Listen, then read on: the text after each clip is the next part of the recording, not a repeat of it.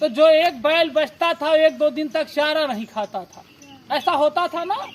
आज हम लोगों के पास बैल नहीं है, लेकिन जब एक बैल मर जाता था तो दूसरा जो जोड़ी का बैल हुआ करता था 1-2 दिन चारा नहीं खाता था। लेकिन साथियों, जो सबसे ज्यादा बुद्धिमान माना जाने वाला प्राणी है, इंसान जिसे कहा जाता है, उसके अंदर जानवरों के जैसी भी सोच नहीं है। उसके दिमाग में क्या होता है, बूढ़ा मरा है कि जवान मरा है, लेकिन लोगों के दिमाग पर 13वें दिन पकवान की बात तुरंत दिमाग में गूंजने लगती है। साथियों, निश्चित तौर पर हमें मृत्यु भोज नहीं बल्कि हमें शोक श्रद्धांजलि कार्यक्रम करने की जरूरत है। और शोक श्रद्धांजलि के माध्यम से हमें अपने समाज को समझाना है, क्योंकि सभी लोग सक्षम नहीं होते हैं। जब किसी के घर में किसी की मृत्यु होती है तो किसी घर में 1 महीने से व्यक्ति बीमार होता है, कहीं 2 महीने से, कहीं 6-6 महीना, कहीं 6-6 साल तक लोग बिस्तर पर पड़े रहते हैं। पड़े रहने के बाद अस्पताल और जो है नर्सिंग होमों में इतना ज्यादा पैसा खर्च हो जाता है कि लोग अपने गहने की तो बात छोड़िए, जमीनों को भी गिरवी रखना पड़ जाता है, बेचना पड़ जाता है। साथियों, तमाम असक्षम परिवार हैं, लेकिन यह समाज की कुप्रथा की वजह से हमारे लोग बंधे हुए लोग हैं।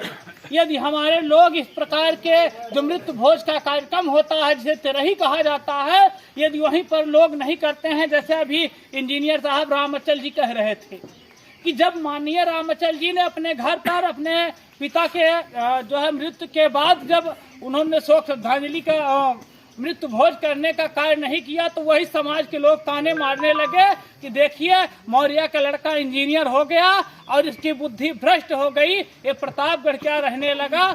मरने के बाद 1 दोना भात भी नहीं अपने जो है पिता को दे रहा है।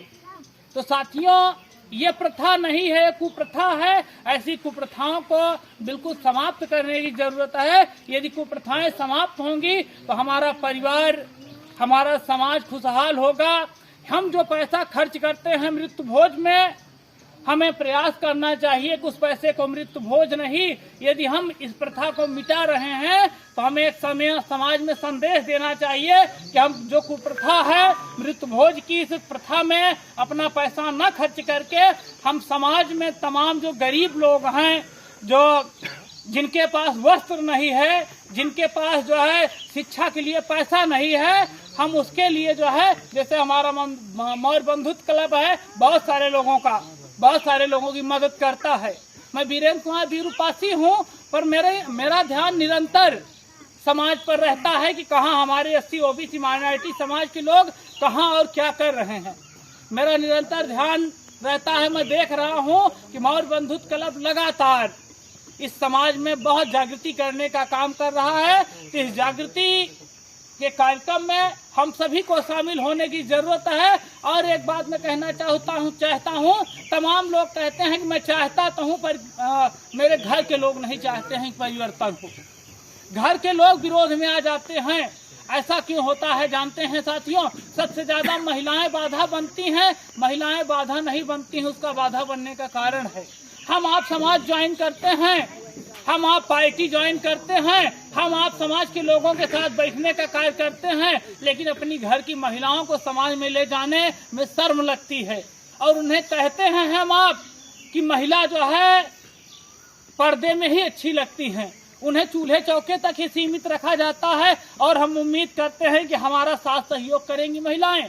तो निश्चित तौर पर साथियों, मैं आप लोगों से आग्रह और निवेदन करना चाहता हूं कि इस प्रकार के जो भी सामाजिक कार्य हों, उसमें अपने घर के बच्चों को, बेटियों को, महिलाओं को और बूढ़े माँ बाप को भी ले जाने का काम करें। तब साथियों हम परिवर्तन ला पाएंगे। हम ये सोचें कि साथियों, अगर हम सोचें कि हम अकेले परिवर्तन ला लें तो अकेले की बस की बात नहीं है, क्योंकि ये जो परिवर्तन की बात हम आप कर रहे हैं, सिर्फ बात कर रहे हैं, इसके लिए हम आप कुछ कर नहीं रहे हैं। इसके लिए ये जो महापुरुषों की प्रतिमाएं लगी हैं, इसके लिए अपना पूरा जीवन न्यौछावर किया है। बहुत सारे अपमान झेले हैं। हमको आपको तो आज हम आप कार्यक्रम कर रहे हैं, कोई अपमान नहीं करने वाला है, कोई कार्यक्रम नहीं बंद कराने वाला है। लेकिन साथियों, उस समय क्या स्थिति रही होगी जब हमारे आपके लोग संपन्न हैं, डॉक्टर, मास्टर, इंजीनियर, वकील, IAS, IPS हैं, लेकिन आज लोगों के पास यहाँ तक आने के लिए समय नहीं है। उस समय हमारे लोगों की स्थिति क्या रही होगी, जो हमारे लोगों के अंदर शिक्षा नहीं थी, जो हमारे लोगों के पेट में अन्न नहीं थे, जो हमारे लोगों के पास पहनने के लिए कपड़े नहीं थे।